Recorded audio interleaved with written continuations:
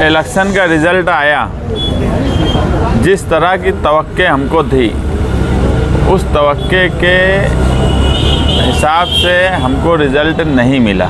ये बात बिल्कुल सच है। इलेक्शन जो है मुफ्ती मोहम्मद इस्माइल कासमी साहब जीते और आसिफ शेख हारे और मामूली वोट के फ़र्क से इलेक्शन का रिज़ल्ट आया।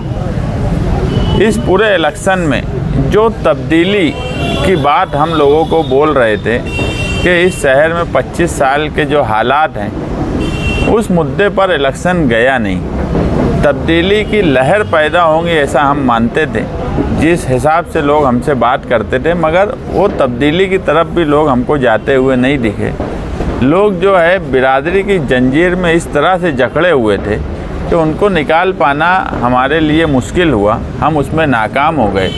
हम जो सवाल पर इलेक्शन को ले जाना चाहते थे, रोज़गार के सवाल पर, तालीम के सवाल पर, नई सड़कें बने, ट्रैफिक के मसाइल हल हो, इन सब मामलात पर हम जहां इलेक्शन को ले जाना चाहते थे, हम कहीं ना कहीं उसमें नाकाम हुए।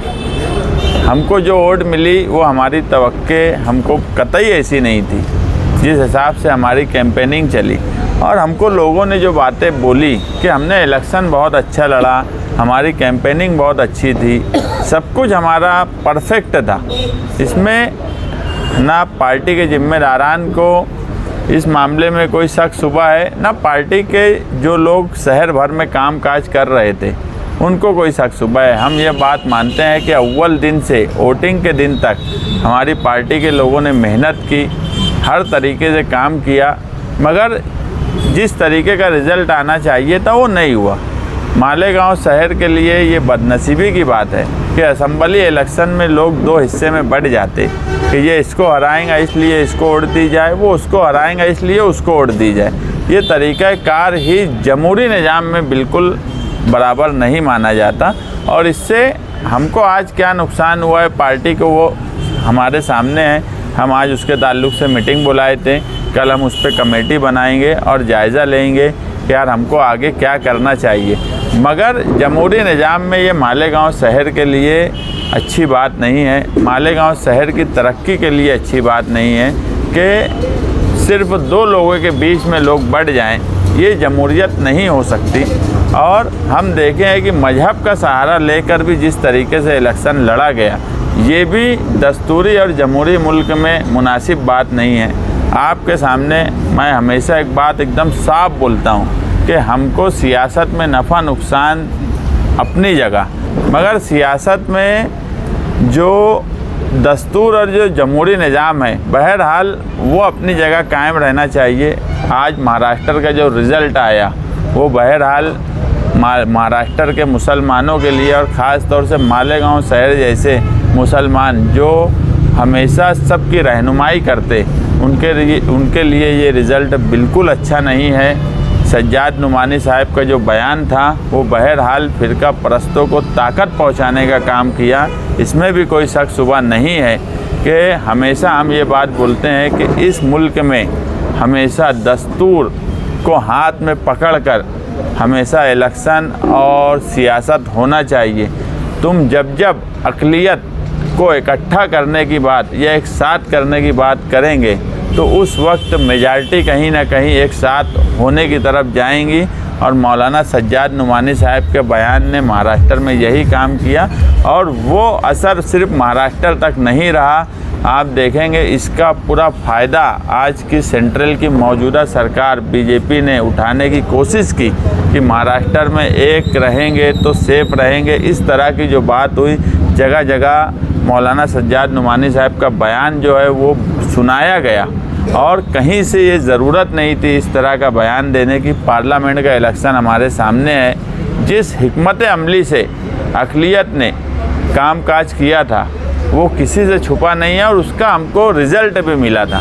मगर इस तरह से उल्मा का सामने आना और इस तरह से बयान देना कहीं ना कहीं ये फ़िरका परस्तों को ताकत देने का काम करते हैं। मजहब की बुनियाद पे इलेक्शन मालेगांव शहर में दोनों पार्टियों ने लड़ने की कोशिश की। हमने उस वक्त भी दस्तूर को सामने रख के हमारा इलेक्शन लड़ा और उसको लोगों ने अच्छा माना।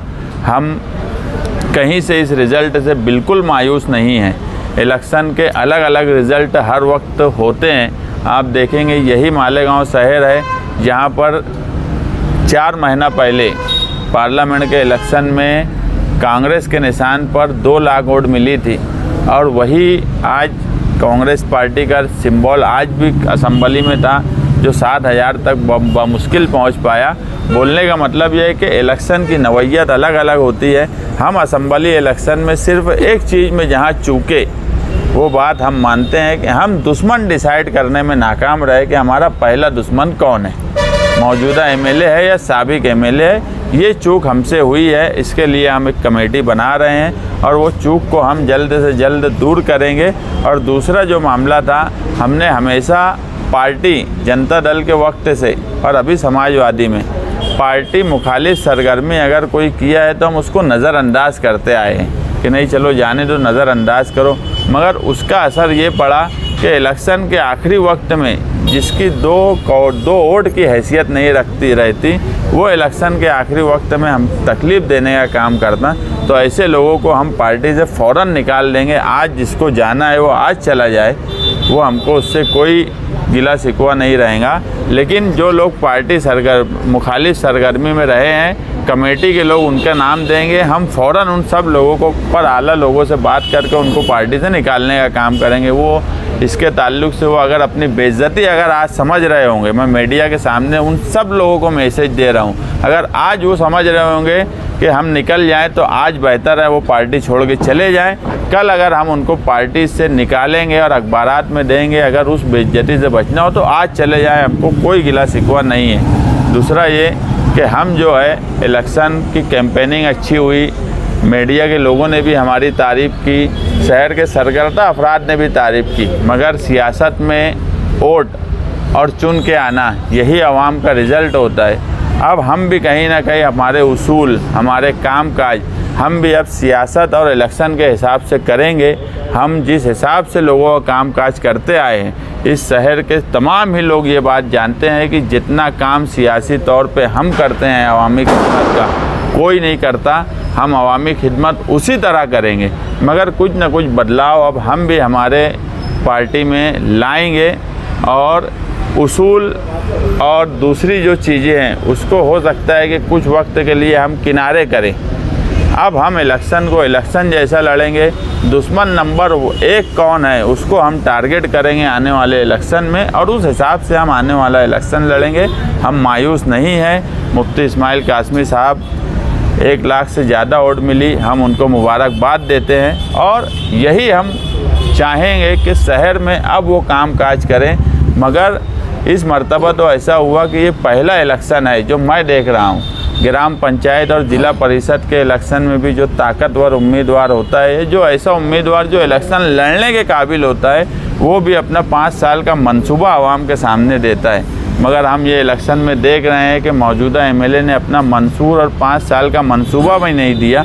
उसके बाद भी अगर मालेगांव शहर की आवाम ने उनको 1 लाख से ज़्यादा वोट देकर चुन कर लाई है, तो वो अपने पुराने ही मंसूर पर अगर अमल कर लेवे तो वो भी शहर के लिए बेहतर होगा। फ़िरका परस्तों की सरकार बन रही है और कहीं ना कहीं हम चाहेंगे कि मालेगांव जैसे शहर का नुमाइंदा, जो मुसलमानों का नुमाइंदा माना जाता है, जो बुनकरों का नुमाइंदा माना जाता है, वो पावरलूम सनत के लिए और ख़ास तौर से मालेगांव का अगर मुसलमानों का नुमाइंदा माना जाता है, तो महाराष्ट्र में अगर फ़िरका परस्तों का आज सरकार बनने से पहले जिस तरह का बयान आ रहा है कि हम जो है अल्लाह अकबर नहीं बोलने देंगे, हम श्री राम का नारा लगाने की बात करेंगे, ऐसे तमाम लोगों की जवान मर्दी और बहादुरी के साथ मुफ्ती इस्माइल मुकाबला करेंगे। इस तवक्के के साथ हम उनको मुबारकबाद देते हैं और ये मानते हैं कि अगर वो एक आलिम है, एक मजहबी शहर से चुन कर आए हैं जो मुसलमानों का शहर माना जाता है, तो फ़िरका परस्तों का मुँह तोड़ जवाब वो दें। पीछे उन्होंने क्या किया उसको हम किनारे रखते हैं, मगर आगे हमको उम्मीद यही है कि वो इस तरह से काम करेंगे। मालेगांव शहर में ना इन 25 सालों में तालीम के लिए कोई काम हुआ, ना रोज़गार के लिए कोई काम हुआ, ना हेल्थ के लिए कोई काम हुआ, और ना ही ट्रैफिक का जो निज़ाम दरहम बरहम हुआ है उसके लिए कोई नया तरीका सोचा गया। इन सब बातों को वो सोचेंगे और एक अच्छा काम करेंगे, यही तवक्के के साथ मैं उनको मुबारकबाद देता हूँ। और हम जो है कहीं से मायूस नहीं है और हम आने वाले वक्त में एक अच्छे तरीके से आवाम के सामने वापस जाएंगे। आवाम हमारी जो बात नहीं समझ सकी हम वो समझाएंगे। और जो एक बात मैं बोला हूँ, आखिरी बात बोल के प्रेस कॉन्फ्रेंस ख़त्म करूँगा कि उसूल को कुछ वक्त के लिए हम किनारे करेंगे और दुश्मन नंबर 1 डिसाइड करेंगे। जहाँ तोड़ जोड़ जिस तरीके से करना पड़ी, जिस तरीके से इन दोनों ने सियासत मालेगांव शहर में 25 सालों से की है, उस तरीके से अगर अब आवाम ही चाहती है कि सियासत हमको करना पड़े तो अब हम जो है उस तरीके से सियासत करने की तरफ जाएंगे। बहुत अच्छा बनकर और बहुत उसूली लड़ाई लड़कर और बहुत तारीफ़ लेकर ये सियासत में और इलेक्शन के लिए बहरहाल बेहतर नहीं होता। ये मेरे लिए तारीफ़ की बात है, आप तमाम ही लोगों का। और जो लोग मुझे इसके लिए तारीफ़ दे रहे हैं कि हमने इलेक्शन अच्छा लड़ा है, उनके लिए शुक्रिया। मगर आगे से हम हमारे अंदर बदलाव लाएंगे। बहुत कुछ सीखने को मिला है आपको? हाँ, बिल्कुल सीखने को मिला है। मैं एक बात बोला कि ये पूरे इलेक्शन में हमने 1 महीने में क्या किया कैंपेनिंग में, उसका हमको कोई अफसोस नहीं है। मगर पिछले 3-4 सालों में हमने जो काम किया, इज्तिमाई हो या निजी हो, वो काम हमने जिन लोगों का किया है, अगर लोग काम की बुनियाद पर वोट नहीं देंगे तो बहरहाल ये बात शहर के लिए अफसोसनाक है। वो सीखने का मौका मिला हमको। ये जो इलेक्शन हुआ ये किस चीज़ पर हुआ? बिरादरीवाद पे हुआ और ये इसको हराएंगा वो उसको जिताएंगा, इस पे हुआ। और ये जमहूरी निज़ाम के खिलाफ है ये बात।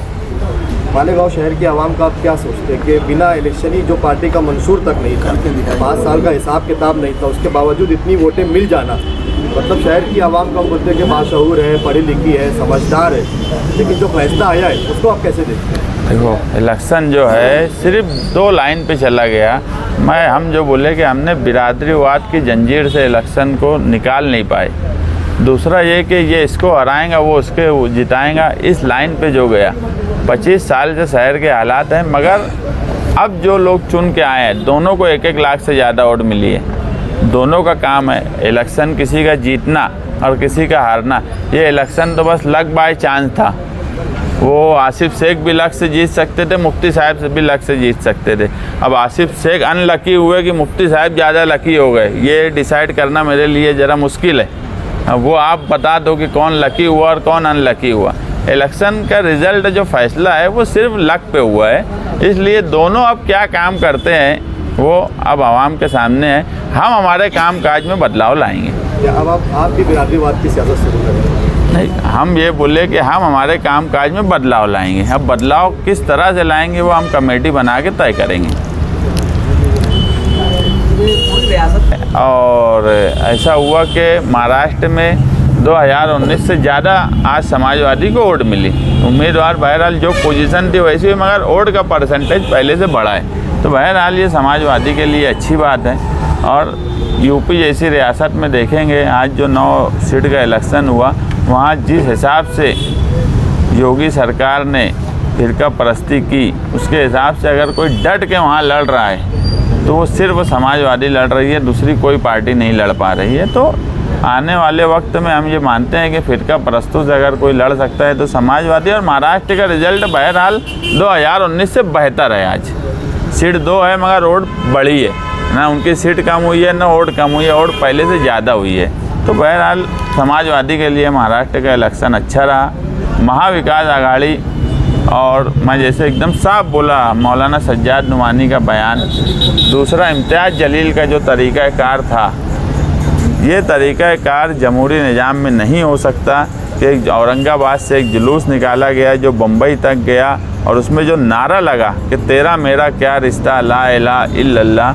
जमहूरियत में अगर तुम इस तरह का अक़लियत जब जब नारा लगाएंगी, उस वक्त कहीं ना कहीं मेजॉरिटी जो है वो अपने आप को एकजुट करने की कोशिश करेंगी। और जब मुल्क में फ़िरका परस्ती का ऐसा माहौल हो तो उस वक्त तुम मजहबी नारा सियासत में लगाएंगे तो उसका रिज़ल्ट, मैं मानता हूँ कि ये रिज़ल्ट के पीछे पार्लियामेंट इलेक्शन के बाद जो सरकार में पार्टियां थी उन्होंने अवामी मुफाद में जो काम किया वो भी बेहतर था। और लाडली बहन की स्कीम हो या दूसरी स्कीमात हो, इसलिए कि आज अगर हम यहाँ असम्बली इलेक्शन हारे हैं तो हम अब लाएअमल ऐसा तय करेंगे कि कारपोरेशन का इलेक्शन हमारे लिए और बेहतर तरीके से हम वहाँ पर जा सके जिस तरह से सरकारी पार्टियों ने किया।